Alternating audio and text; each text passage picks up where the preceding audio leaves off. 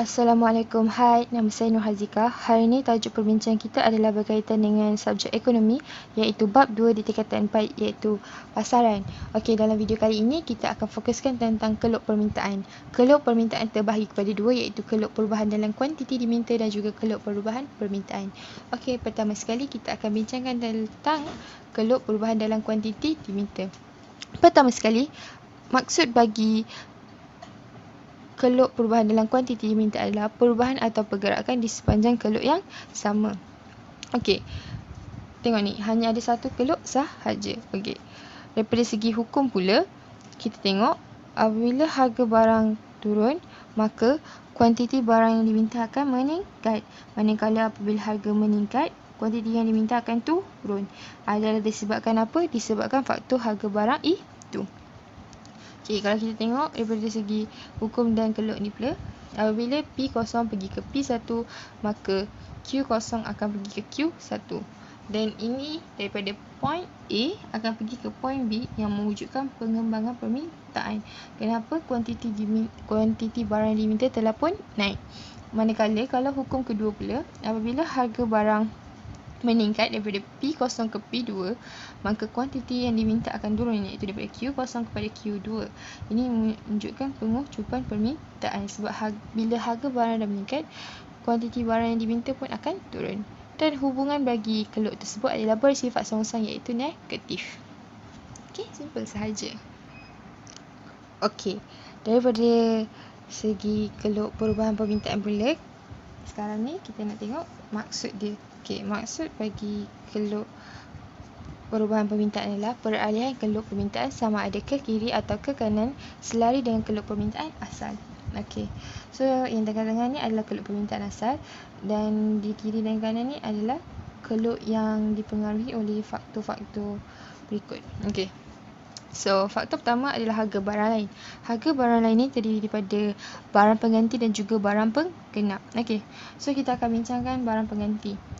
Okey, apabila harga barang pengganti naik, permintaan barang tersebut akan meningkat. Okay, kenapa? Contohnya, apabila harga ayam meningkat, maka orang dah tak akan beli ayam. So, orang akan beli ikan. So, kuantiti ikan akan meningkat. Okey, kalau kita tengok daripada pengurangan pula, harga barang pengganti turun. Okey, kalau harga ayam turun, kuantiti ikan akan turun. Kenapa? Bila harga ayam dah murah, orang dah tak akan beli ayam. Kalau harga ayam dah turun, orang dah tak akan beli ikan. So, orang akan beli ayam. So, permintaan bagi ikan akan kurang. So, itu je. Simple kan? Manakala harga barang penggenap pula, okay, dari segi harga barang lain ada barang penggenap. Okay, so dia adalah sama daripada segi faktor yang sama. So, harga barang penggenap turun. Okay, contoh yang kita boleh bagi adalah printer dan juga ink printer ataupun cartridge dapat lah. Ink lah, senang So, kalau bila ink printer turun, harga ink printer turun, permintaan bagi printer akan meningkat. Sebab apa? Bila ink dah murah, orang akan beli printer. Okey. Tapi kalau harga barang penggenap meningkat, kuantiti akan turun, akan berkurang. Sebab apa? Bila harga ink naik, permintaan printer akan berkurang. So, barang penggenap ni dia ada lebih konsep kepada melengkapkan satu sama lain. Bila satu benda ni meningkat harganya, permintaan bagi barang lain tu pula akan turun. Macam printer dan ink ni lah. Bila ink ni turun harga dia, permintaan bagi printer akan menaik. So, sebab itulah wujudnya barang penggenap ni. Dia melengkapkan satu sama lain. Okey. Kedua, cita rasa. Okey. Cita rasa menggalakkan akan mewujudkan penambahan permintaan. Okey, bila seseorang individu itu mempunyai cita rasa terhadap sebuah barang, maka permintaan barang tersebut akan meningkat. Tapi kalau individu tu tak ada cita rasa terhadap sesuatu barang tu ataupun tak menggalakkan, maka akan berlakunya pengurangan permintaan, iaitu daripada Q0 akan pergi ke Q2 disebabkan cita rasa. Bila dia dah tak minat something, dia akan, ataupun cita rasa dia dah tak ada, dia akan berkurang lah. Tapi kalau cita rasa dia ada, menggalakkan, maka akan berlakunya peningkatan permintaan. Yang ketiga pula adalah pendapatan. Okey, so apabila pendapatan meningkat, ia akan membuatkan peningkatan permintaan. Sebab apa? Sebab konsep dia bila kita dah ada duit, okay, pendapatan kita dah meningkat, kita ada kuasa membeli. So bila kita ada kuasa nak membeli, permintaan kita turut meningkat. Sebab kita dah ada kuasa nak beli, so kita boleh beli apa-apa. So permintaan kita juga turut meningkat. Tetapi kalau pendapatan kita turun, berlakunya pengurangan permintaan. Sebab bila kita dah tak ada duit, pendapatan kita dah kurang, kita dah tak ada kuasa nak beli, so kita dah tak mampu nak beli. So dia lebih kepada bukan tak mampu teruslah, maksudnya kurang untuk kita nak membeli. So permintaan bagi barang tu akan berkurang. Sebab apa? Sebab pendapatan dah berkurang. So dia simple je. Bila pendapatan meningkat, permintaan barang pun akan meningkat. Tapi bila pendapatan berkurang, permintaan barang pun turut berkurang. Okey. Yang keempat pula adalah musim. Okey, musim ni kita boleh kaitkan dengan dua musim, iaitu musim sekolah dan juga musim perayaan. Okey. Bila tibanya musim persekolahan, semua orang kata individu akan lebih mencari baju sekolah untuk musim persekolahan kan. Jadi bila tibanya bulan 12, iaitu musim nak sekolah, permintaan bagi baju sekolah akan meningkat, iaitu daripada Q0 kepada Q1. Tetapi apabila bukan musim persekolahan, bila kita dah menjelang bulan 2, bulan 3, iaitu orang dah start sekolah, maka berlakunya pengurangan permintaan terhadap baju sekolah. Sama juga dengan perayaan. Bila tiba je waktu perayaan, barulah permintaan baju raya akan meningkat. Tapi bila bukan tibanya waktu perayaan, pengurangan permintaan akan wujud, sebab orang dah tak akan minta lagi baju raya. So musim ni adalah dia lebih kepada satu tempoh waktu, satu jangka waktu. Bila tiba je waktu tu, permintaan akan mendadak. Tapi bila bukan waktu tu, permintaan akan turun mendadak.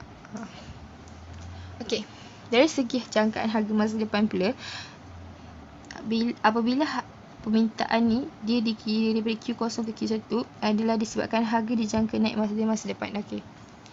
So kalau kita tengok dari sini, kalau tahun 2021 harga dijangka naik, maka pada tahun 2020 permintaan akan meningkat. Kenapa? Bila orang dapat tahu yang harga sesebuah kereta dijangka naik masa depan, itu makin menjadi mahal, orang akan start beli sekarang. Itu tahun semasa. Bila dia tahu tahun depan harga dah meningkat, tahun semasa ni dia akan ramai orang akan beli. Sebab orang tak nak beli waktu mahal, itu tahun depan. Orang akan beli waktu murah, iaitu tahun semasa. So disebabkan itu berlakunya peningkatan permintaan. Tapi kalau harga dijangka turun tahun depan, maka berlakunya pengurangan permintaan. Okey, contohnya macam ni. Apabila harga pada tahun 2021 dijangka turun, maka kuantiti sesebuah kereta pada tahun semasa akan turun. Sebab bila orang tahu macam, tahun depan kereta dijangka murah, so tahun ni orang tak akan beli. Orang akan beli bila murah. So bila tahun depan baru orang beli. So bila harga dijangka turun pada tahun hadapan, kuantiti barang yang diminta tu akan turun sekarang. Macam tu je. Dan last sekali, dasar kerajaan.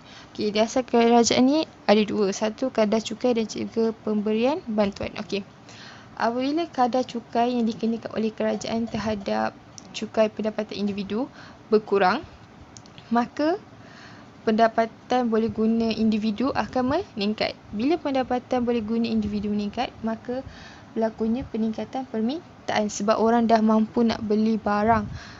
Yang kedua pula, pemberian bantuan. Bila kerajaan memberi bantuan kepada rakyat, maka rakyat ataupun individu ada kebolehan untuk membeli barang. Maka berlakunya pertambahan permintaan. Tetapi kalau kadar cukai pendapatan dinaikkan dan juga pembatalan bantuan kerajaan, maka berlakunya pengurangan permintaan. Kenapa? Bila kadar cukai telah ataupun kadar cukai pendapatan telah pun meningkat yang dikenakan oleh kerajaan, maka pendapatan boleh guna individu akan berkurang. So bila berkurang, individu dah tak ada kemampuan untuk membeli barang, maka permintaan barang pun akan berkurang. Dan apabila pembatalan bantuan kerajaan, maka individu tidak ada kuasa ataupun orang kata tiada kemampuan untuk membeli barang. Sebab apa? Sebab dah tak ada bantuan daripada kerajaan. Kan? Simple je. So sekarang ni kita dah dapat bezakan antara dua keluk, iaitu keluk perubahan dalam kuantiti diminta dan juga keluk perubahan permintaan. Okey, itu sahaja untuk video kali ni. Jangan lupa like dan komen kalau ada yang tak faham, dan juga jangan lupa subscribe channel ni. Okey, itu sahaja. Bye.